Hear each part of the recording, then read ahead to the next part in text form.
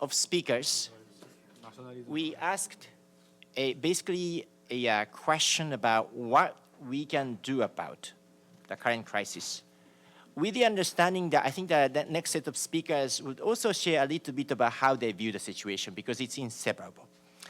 The first of the three speakers is Professor Jianshen Zhao.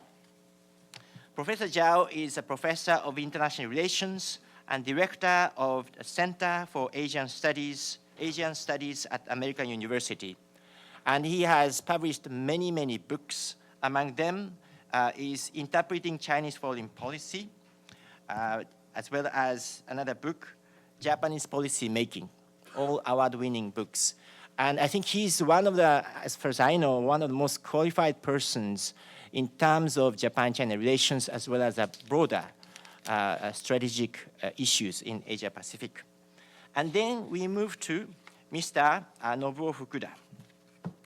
Mr. Nobuo Fukuda is a senior scholar at Woodrow Wilson International Center for Scholars. And he is an accomplished journalist from the Asahi Shimbun newspaper with extensive experience, not only in this particular bilateral relationship, but also in all over Asia Pacific and throughout the world. So it is quite a wonderful opportunity for us to learn from a journalist perspective, especially an experienced journalist perspective on this issue. And finally, we move to Professor Akihiko Kimijima, who is a professor of international law and peace studies in the School of International Relations at Ritsumeikan University in Kyoto.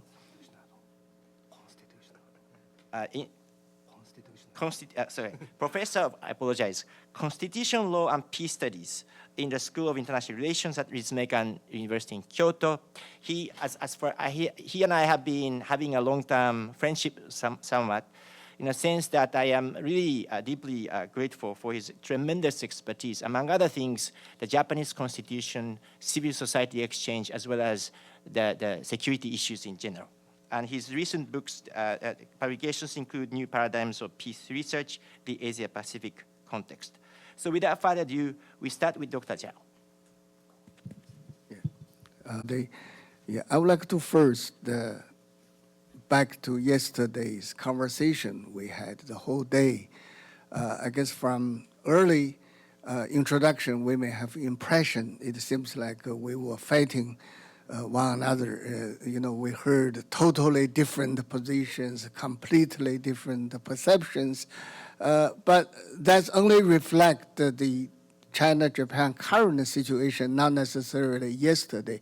Yesterday, actually, we were in a very cordial, frank relationship. We sat around without tie and very comfortable exchange ideas. Actually, we did reach a number of consensus yesterday. For example, one of the consensus is despite difference of the two countries, we would really all believe that the final resolution should be peaceful means. So that is very concrete suggestion we had, that is whatever the outcome, and we have to rely on peaceful means, and there should not be a war, whatever. So I guess among others, there are many overlapping and agreement. So I would like to emphasize that point first. And then in my presentation, I give very detailed yesterday about the current tension in the war and the current and in the sea and the current tension in the air, and among many possibility of war and conflict management and conflict prevention. Given the limited of time, I'm not going to give all those details, since I guess everybody read newspaper daily. But I would like to back to the big picture background. And during the presentation, actually, we were talking about how many parties involved. We talk about, it seems like in surface is a China-Japan conflict. And then there is a suggestion, third party, which of course, United States. and one more party that is Taiwan. And one more party, I mean, from 2 to 3 to 4, and another one, I was told that Okinawa should also be considered. So there are all different type of arrangement and involvement in this particular event. And here I would like to emphasize more with the big picture that is United States definitely is a key player throughout this dispute and this episode. And that's also related to big picture that is, on the one hand, we do see China rising. On the other hand, we also see pivot to Asia of Obama administration. Is all of that served as a background for this dispute? So in other words, it's not necessarily only a two-party game, but it's all related. And we also discussed the issue whether this is a zero-sum game or this should be a win-win solution, whether we can find that kind of solution. And we raised a lot of concrete suggestions. Given the time limit, again, I'm not going to talk about, for example, whether there should be a demilitarizing zone, DMZ, in the disputed area, or whether there should be a high-level conversation, dialogue, and also there should be hotlines. All those concrete methods we also discussed. But I just want to reiterate, during the discussion, we have a number of suggestions. Maybe later we can have more detailed discussion. And in my own suggestion, actually, I raised like this here. I have 16 characters. That is, if I read in Chinese characters, I guess half of this audience can understand that is 互信为本, 中日不战, 政经双动, 顺应大势, which emphasizing that a mutual trust should be first restored, because without a mutual trust, any move to the other side, that can be regarded as a trap. So this is very important that we trace back to the history, 1972, when Tanaka Kakuai visited Beijing, meeting with Zhou Enlai. He presented a 5-character, that is 万事信为本. That's everything started with trust. So this, and then the key point is China and Japan should not have a war. And whatever you do, this would be the highest principle. And thirdly, politics and economics, first panel already explained, should have a restore connection and recover. And finally, to meet the general historical trends. And I should stop here. Thank you.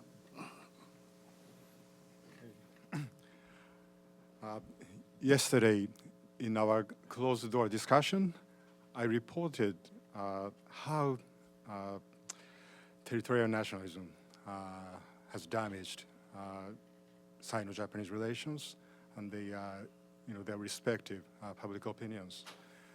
And I noticed in the course of discussion, there are many more questions to be addressed. I thought the nationalism was a pretty important issue, but as Dr. Kimishima will discuss the nationalism right after me. I mean, I'd like to talk about other issues, and one of them is oil. Oil has been always at the bottom of the dispute of the two nations. The geophysical survey, officially sanctioned by the United Nations, was conducted 45 years ago, in the fall of 1968. As a result of the survey, the UN body reported that the potential of a vast oil reserve had been found, and the Japan's government followed the United Nations body called Economic Council on Asia and the Far East by conducting 2 more testing drillings in the following years, 1969 and 70. And the results of those testings basically confirmed the findings of the United Nations. But since the dispute came surface, I mean, no other following drillings have been conducted. And since the initial survey was conducted quite a while ago, some scientists nowadays question the reliability and accuracy of the survey. Actually, 4 decades ago, oil was the only issue, I mean, concerning this dispute. But it's no longer the case, we found. What are at stake now is national pride of Japan, China, Taiwan, and even diaspora Chinese all over the world. Maritime law, exclusive economic zones, territorial waters, and consequently peace and prosperity of East Asia. So I would say oil is still there. Oil is still issue, but it's not the only issue any longer. That means maybe oil is less significant relatively, I mean, compared to 4 decades ago. And they were just wondering if we could take advantage of this situation, this shift. So we like to maybe propose another fresh test drilling be conducted jointly by all the parties. I mean, and the point is, I mean, we'll try jointly to find the truth about oil. If oil really exists, if commercial quantities of oil really exist, I mean, on the continental shelf of the Senkaku Islands, and I would say no party would disagree with the plan to seek truth. Everybody wants to know the truth about what exactly we have, I mean, in the continental shelf. And maybe this may not be conventional. Diplomats might say we have to decide our territorial waters or exclusive economic zones before we go for such a venture. But the point is having all the parties, I mean, having everybody work together on this. Eventually, if we found really oil reserve, I mean, now then we could discuss on what to do with that, so that we could benefit, all of us could benefit from the findings. And if we don't, I mean, I'm not sure if commercial quantities of oil were not found, well, maybe this issue wouldn't disappear. But, the experience of working together kind of routinely might be helpful for contentious nations. Thank you. Professor Kim. Can you もうちょっと中央に来てカメラに映ってほしい。ちょっと池田さんもこっちにいらっしゃる。藤川もいる。 Okay, I'm very honored to be here. 木村さんもうちょっとこっちに。池田さんに近づいていらっしゃる。 Okay, my specialty is constitutional law and peace studies, and yesterday I made a presentation about security issues, but I learned a lot from Chinese colleagues yesterday, so I'd like to say a little different thing from yesterday. And the role of this panel is to present a policy proposal, how we can overcome the tensions or the dispute. And my proposal is a long-term proposal. It's not a short-term. It takes a long time, but it's a long-term proposal. To put it simply, it's fill the gap, fill the perception gap between parties. And there are two perception gaps, I think. One is a gap between China and Japan. The other is a gap within US-Japan alliance. Of course, the United States is a party in these disputes, and Japan is actually it's a US-Japan alliance. So I see there are two perception gaps between China and Japan, also within the US-Japan alliance. First, the perception gap between China and Japan. Well, yesterday, we discussed various territorial disputes. Japan too. China has a lot of territorial disputes, but this dispute is unique, I was told. It's probably the last one, the toughest one for China, because it's related to history. So it's different with other issues. It's related to the past history. Probably it's related to the history of the Japanese Empire, maybe. So it's special, I was told. So this kind of magnitude of this issue, the Senkaku-dao issue in China for Chinese people, the importance of the Chinese people is not probably shared among Japanese public. There is a perception gap. How the Chinese people see this issue, it's identity, history issue. It's not only the sovereignty issue, it's also a culture, identity issue. So, and Japanese people, probably not many Japanese people fully understand the magnitude of this issue, probably. So there is a gap. And I think we have to really narrow the perception gap between Chinese and Japanese public. And there are many ways to narrow the gaps. One is education. It's a long term. It takes a long time, but we need that education. And my colleagues and I are preparing two kinds of dialogue, student dialogue. One is back in Japan.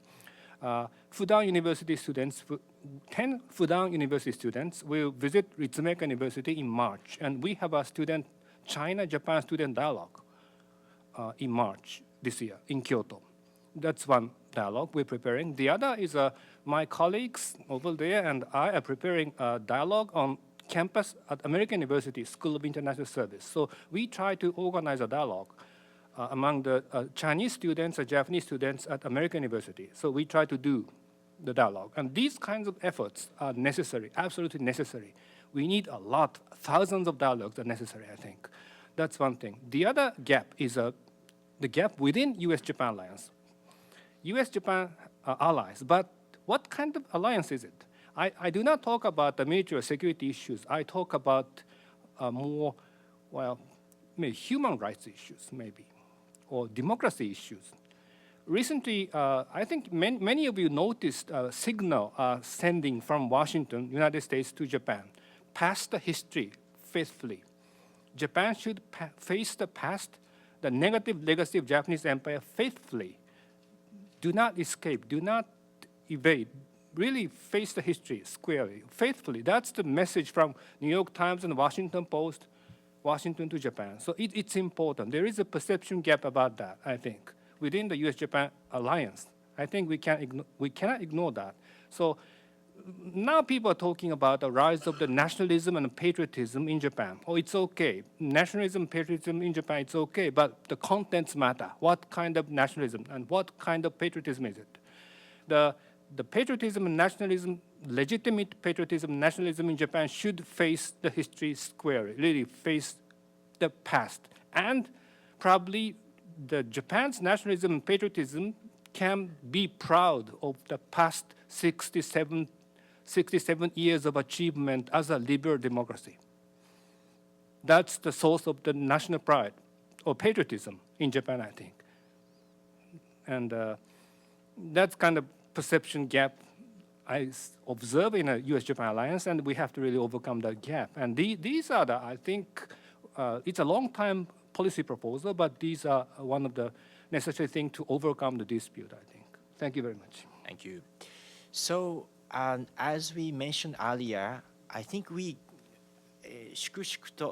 in an orderly manner go out and then get lunch. If you'd be so kind to actually go right back to the table, for every minute we use for lunch will be a sacrifice for the time we could spend for Q&A, which is a meat of this discussion. So if you don't mind getting lunch. Excellent. So now we hit everything. Yes. Given the new circumstances, え we better get lunch. 日本大使 Better get lunch.